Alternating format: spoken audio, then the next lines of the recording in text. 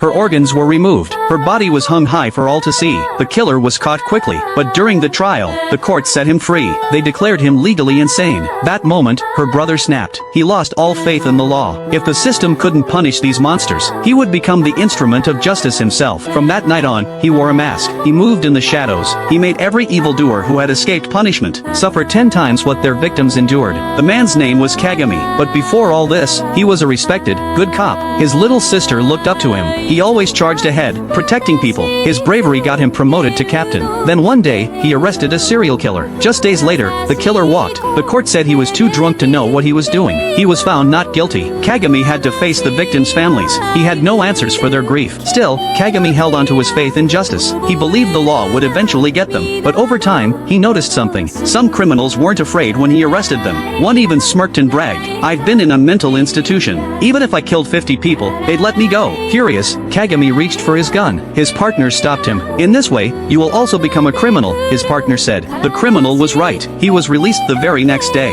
He even called Kagami, threatening to make him pay. A bad feeling gripped Kagami. He rushed home. His sister was gone. He found her the next day. She had been tortured to death. In that moment, Kagami's belief in justice shattered. He destroyed his home in a rage, but he left one thing untouched: the birthday cake he'd bought for his sister. From that day, he put on a mask. He became a vigilante in the night. He found his sister's killer. He cut off the man's limbs, keeping him alive in a special solution. He made him suffer a brutal punishment. Then, he started posting his killings online. He announced his targets in advance. He wanted criminals to feel fear. Every promise of death was fulfilled. His story spread like wildfire online. Some called him a criminal. Others hailed him as a hero. One day, Kagami found another target. A sick man who kidnapped young girls. He kept them locked in his basement. If they fought back, he fed them to an industrial grinder. Despite the overwhelming evidence, the court set him free. Their reason? He was mentally disabled, and his family was rich and powerful. So Kagami took him. He was going to give him a taste of the grinder, but at the last moment, the machine stopped. The man was saved. Kagami looked up.